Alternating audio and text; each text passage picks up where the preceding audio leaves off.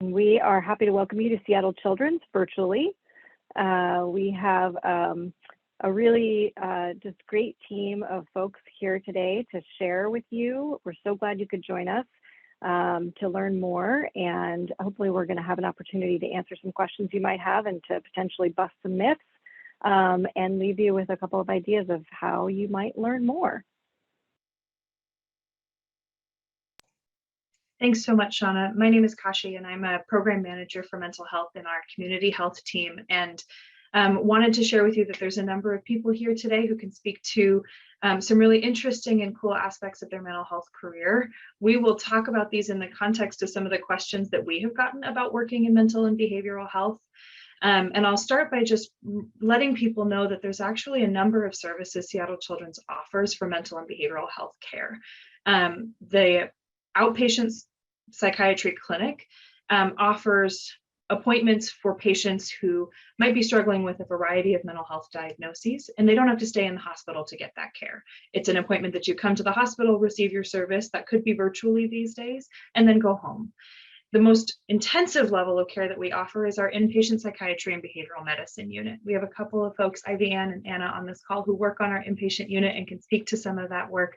That's where patients are staying with us for about 5 to 7 days on average, receiving 24/7 care for their mental health condition. There's some services in the middle that support kids who need a little more than once a week therapy, but don't need to be in the hospital. Those are what we call intensive outpatient or partial hospitalization programs, and they're multiple hours of care, multiple days a week. We also offer services at our Odessa Brown Children's Clinic, and we offer community-facing care through a couple other programs. I'm really excited for you all to hear from the folks we have today, so I will quit talking now and instead pose a question to this group about what we get when we are working in mental health. So the first question we often hear is, don't you have to be a doctor to work in psychiatry or mental health? Do you have to be a psychiatrist? Do you have to have a PhD? And I wonder if we could start with Marisol to speak to the journey that she's taken to get to the role that she's in. Marisol, could you tell us about your role? Yeah, hi everyone. I am Marisol, and so I am a family advocate and case manager. So what led me to this pathway, I actually have a bachelor's degree in social services with a minor in child development. So I was really interested in children's and actually got my master's in family and child life, where I learned more about like family-centered work and like advocating for families. And so then that led me to the job at Children's as a family advocate and case manager. And so I'll explain more about my daily activities down in the next question. That sounds great. Thank you so much. Then we'll go to Anna and Ivyanne to talk about the work that they do and what led them to their roles. I'll let you guys pick who goes first.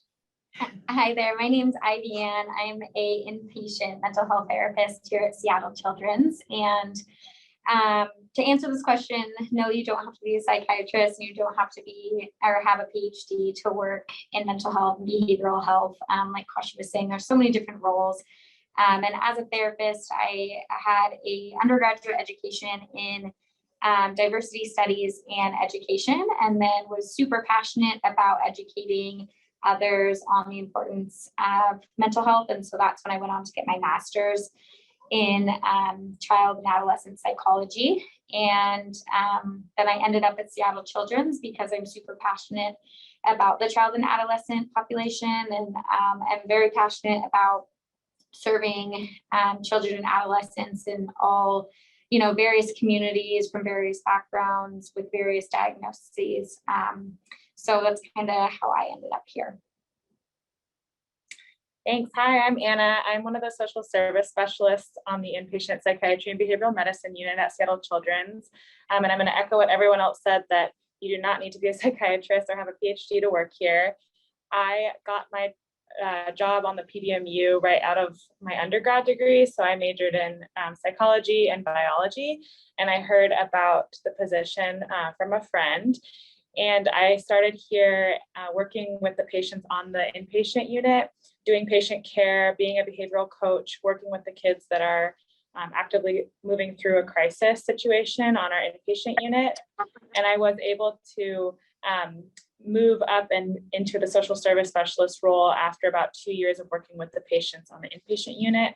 And now I'm still on that inpatient unit, but I'm doing more of the parent education, working in the emergency department with the patients when they're coming in during crisis, and then also working to facilitate admissions to our inpatient unit. And I love working here because I love working with a lot of different people that are a group to destigmatize mental health and mental illness. And yeah. And that is the perfect segue to the next question that we often get about working in mental and behavioral health, which is, isn't it sad or isn't it scary? I feel like I got this question a lot when I worked on the inpatient unit. Someone would say, oh, I could never do that job. That sounds so hard. Anna, I wonder if you wouldn't mind starting with with an answer to this question. Yes. Hello again, I'm Anna.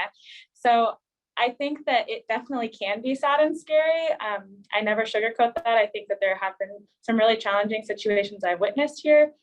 But what's kept me in this job for so long is the people that I work with. And we have a really strong community here of people that are all working together in the best interest of the patients and their families. And also you're able to see the patients really bounce back and grow, even in those few days that they might be on our inpatient unit. And I think the resiliency that I see with adolescent population is really amazing. And I think that's really what keeps me going here. And we also work really hard as staff to take care of ourselves and practice self-care. And that's a huge goal of working here and learning about how to do that for yourself too. Thank you so much. I feel like that is something that resonates for me too. One of the reasons I love working with kids and families is that you get to see them get better, right? You get to see them get better while they're here with our care. And that is really, really meaningful work. Ivyanne, what would you add to this question? Yeah, I would say, just like Anna said, it is sad and it is scary. We can't deny that at all. But not only that, it is very rewarding. And this work, allows you to go home at the end of the day knowing that you've made a difference and you've made an impact. Whereas you can't always walk away from your job or your work with that same feeling. And like Anna said, I think this job, oftentimes I have people ask me, well, does it take a toll on your own mental health? And sure, of course, because we are hearing really challenging stories each day, and we're experiencing a lot of challenging things. But at the same time, I would say this job has really improved my mental health too, because of the culture we have and because of the team that we have here at Seattle Children's, and the priority that we place on really taking care of ourselves and knowing our limits and being able to recognize that in each other and hold each other accountable. But yeah, above all, if I had to describe my job in one word, it would be rewarding. And I really am grateful to be in this role each and every single day. I wake up and some days I'm tired, some days I feel a little fatigued or sad for my patients, but that never stops me from wanting to come back to work, because I know what we're doing is making in some way a difference, whether that is just being a supportive adult to a child who's never had one, or helping a family, opening a door to a resource for them they haven't been able to find. So yeah, I would say above all, this work and our job here is just so rewarding and so gratifying. Thank you both for sharing. Marisol, I wonder if you could share next about what you have found in your job and what you like about your job, perhaps. Yeah, of course. So I work for outpatient psychiatry, which is more working with families that call in, asking about the referrals, asking for services we offer in outpatient psychiatry. It's a bit different from what my other colleagues have mentioned, but I will echo that it is sometimes sad and it's challenging to hear, families call and hear what's the wait time out in the community, the need that's needed in Washington overall. And it's my job to advocate that and bring it back to outpatients, saying, hey, we need more providers. Hey, how could we change the system? How can we make it more equitable?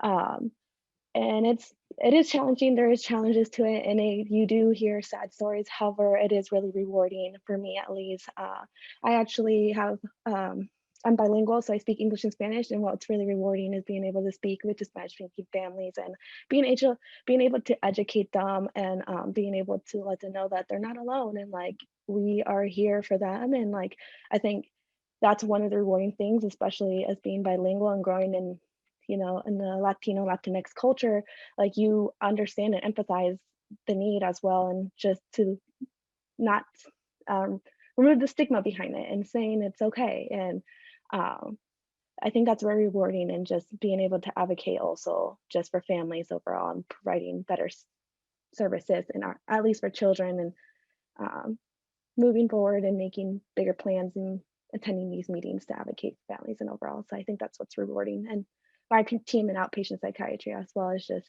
amazing. So you've made a couple really important points there. Thank you so much for sharing. And one is that we need to reduce a lot of the stigma around mental health services, right? And accessing mental health care, that you might need treatment for a mental health condition at some point in your life. That doesn't make anything wrong with you. That means that you're a human being who has big feelings and big emotions. And there's a lot of stigma still out there in the community, and kids come to us in all kinds of stages, and families come to us with all kinds of needs. And we try to provide services for a range of those things. And I think the work that you're talking about to reduce some of that stigma is so important.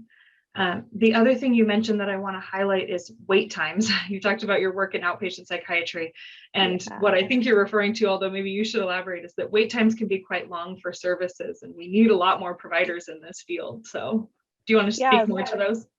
Of course. Wait times as in like the typical need, like more therapists, more like psychiatrists and psychologists, but also on that, like we need more case managers and we need more people working on the higher end to like wanting to manage these programs. And I think wait times right now, since it's just a high demand for mental health right now, we have extended wait times, and in the community also, like these conversations we have families have like, oh, there's wait times here and there, and I'm like, unfortunately that's what it is. And like, but it's also a great thing because that also means like there's more job opportunities for us, and like to expand like mental health overall and like help all these kids and families in need.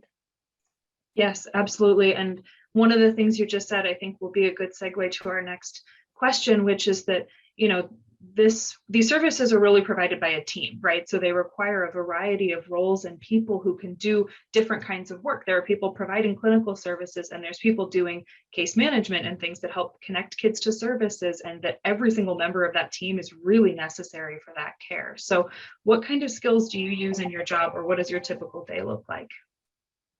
Marisol, could I start with you? Yeah, of course.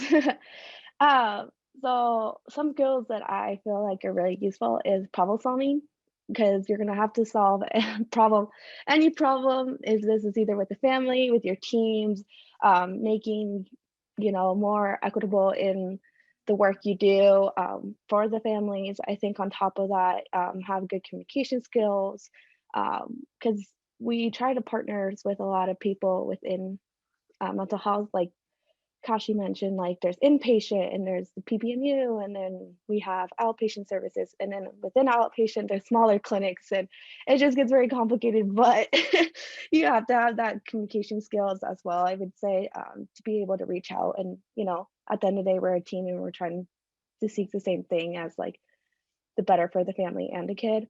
On top of that, I would say just be in a positive mood, even though it could be sometimes hard, hearing these sad stories and like challenging behavior. But I think that also plays a big role on like why we do this work, because it's sometimes easy to forget why we do this work, and because there's so much challenges. But if you're really positive about it, I think you'll find it rewarding as well. I think those are just a couple of things that I think. Those are great skills to mention. And resilience, communication, and problem solving are extremely transferable skills. Those are going to be necessary in probably any job that you have. And so building them here in this work means that you can use them elsewhere. So thank you so much for sharing. Ivyanne and Anna, what skills do you use in your job, and what does your day-to-day look like? Yeah, this is Ivyanne again. I would say, as an inpatient mental health therapist, we use a lot of skills and kind of play various roles within the clinical team. I would say it's really helpful to be a critical thinker as a therapist. When you're completing assessments or diagnostic evaluations, or you're sitting in session and even just hearing a patient speak about their issues, it's really important to be critically thinking about all the different aspects and factors that are playing into their care and into their mental health struggles. Because, as we're looking at our patients, it's a whole system, and we have to consider all of these different things that are impacting them and the way that they're feeling and behaving. So it's important to be a critical thinker. I would also say, creativity is huge. Oftentimes, when you have a patient who is struggling, that patient doesn't know how to help themselves, and oftentimes feels so hopeless that they don't want to help themselves. And so you have to be really creative and be able to engage that patient and make them, help instill hope in them and help give them a reason and be creative to, engage them in wanting to help themselves, because you can only help them as much as they're willing to help themselves. And then I would say, aside from that, just being knowledgeable about community resources to support in the case management of the patients that you're working with. Just empathy, every mental health professional needs empathy, needs awareness of what it's like to struggle with mental health, and to be able to really sit with an individual during that time of struggle and to make them feel seen and to remind them that they do belong and, they're worthy of feeling better. And then, I think one of the most important things I've learned in this last year, especially of my work, is how important it is just to really be a leader and to be strong in standing up for what you believe in. A huge part of our work is being advocates for our patients and taking part in advocacy work. I see that as one of my sole responsibilities as a mental health professional, because as I work with patients and as I see cases evolve, I see how much need there is within the mental health care system and how many gaps, leave opportunity for children to just fall through the cracks. And so I see it to be our responsibility to be leaders and to be advocates for change and to continue striving for a more robust system in general. Thank you so much for sharing. And Anna, I'll turn it over to you in just a second. I just want to highlight a couple of the things that you said. Being an advocate is such a critical role. And I think there were a couple of things you mentioned that are probably a result of on-the-job learning, not necessarily on-the-job training, but on-the-job learning as well, the community resources and that advocacy focus, right? You build that experience and it makes you want to develop that skill or lean into that role. And so I just want to highlight that for folks who are thinking about joining this workforce, that you don't have to know how to do all these things right out the gate, right? These are things that will grow and be cultivated over time in these roles. And these are skills you can build and learn here because of what Ivyanne has just shared. So thank you for sharing that. And Anna, what would you add or what are your thoughts? Yeah, they covered a lot of great skills that I think that we all encompass. So I think I'm just going to continue on with the leadership aspect of this job. For me personally, I didn't really have much leadership experience before starting this job. And I think that my skill as a leader has developed over time and is still developing. And that's one of my favorite parts about this job and about this career in Seattle Children's, is that there's a lot of room to continue to learn how to be a leader and practice those leadership skills. And I think that started for me as just a coach and leading a group of kids on our inpatient unit and teaching them about how to cope with hard emotions and how to de-escalate. And that was putting me in that leadership position. And now I've kind of moved into a different leadership position of working with providers or working with parents in the emergency department and having to kind of explain to them about our process or lead them and tell them what's going to happen next and advocate for the patients as a leader in the mental health role of what they need or what might be best for them. And so there's just a lot of growth that can happen personally and professionally in this role, which I really appreciate. And then I think the skill of de-escalation and validation and learning how to meet people where they're at and come at it with trying to not be biased and trying to gather information to help them to figure out the next step. We work with patients and families too that can be in their hardest moment or in their biggest crisis. So I think learning how to be calm and show up for them and listen. Listening is such an appropriate skill for this job. And I think I've learned how to do that a lot better from working here. So I think those are just some of the other skills that I've learned. Thank you so much. And I really appreciate that you highlighted both the personal and professional ways that we can grow while here. And I really resonate with that as well. And I wonder if you could speak a little bit to some of the training that you get at the beginning when you're on the inpatient unit, because I think there's a misconception that we're just going to drop you in and you're going to have to know how to do all of these things. Could you speak a little bit to the training that you get when you start? Yeah, definitely. So I mean, for me personally, I didn't have any behavioral experience or behavioral training before I started this job. I, again, had a degree in psychology and had worked with kids in a babysitting environment, but I had several weeks, I think I had 6 weeks of training about the basics of our unit. So how do things work? What are the things that we're teaching the kids, and how are you going to teach the kids these skills effectively? And that started with just PowerPoints and learning about the information, and then a lot of role play and practice of how to deal with certain scenarios, and then sharing that role with the staff that are out on the unit. So following them, seeing how they are going to coach a kid who's having a really hard time or lead a group, and then sharing that role together and then taking it on and doing it yourself. So it really is a training environment that you learn as you go, and you're not just thrown into it. They teach you from the beginning that you have to ask questions, and you have to, at some point be vulnerable and try it out yourself. But there is a lot of support here to guide you through that and learn those skills. Thank you so much for saying that. And the vulnerability too of having to say, I need help. I don't understand that. Tell me more about that. And I think, Ivyanne, that builds on what you shared about being an advocate too, that some of what you learn in these roles is how to be an advocate for yourself, what you need to know more of, where you need to draw your boundaries. And those are skills that are going to be really helpful, I think, in any role.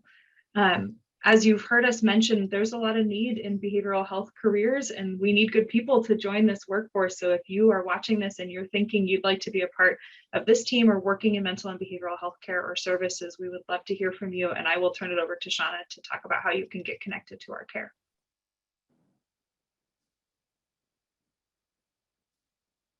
Thank you so much, all of you, for sharing. This is really a wonderful window into the work that we do with young people and supporting families at Seattle Children's.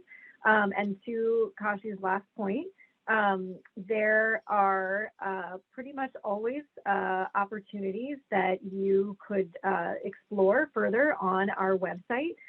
So one sort of quick and easy way to find out more is to go to seattlechildrens.org and go to the careers section of our website, which is, you'll see a little button to click for careers. And there's an opportunity to search our current job openings. And within that, there are many openings there, but if you set the category to social work and behavioral health, you will see the jobs that are open today or tomorrow, whenever you look. And that's an opportunity just to take a deeper dive into what the job descriptions are and what the requirements of those jobs are. What are the educational requirements? Are there certifications that are required? And to really just understand a little bit more about the range of roles and what those what it would take to potentially move into one of those roles. The other thing that I'll share is that Seattle Children's is participating in a couple of workshops this week as part of the Sound Careers event. And you can tune in to those to learn more about other areas of the hospital. And on our Seattle Children's page on the Cadence website, you'll also see a link to other opportunities that might be summer experiences, internships, those sorts of things. So if you want to just learn more about children,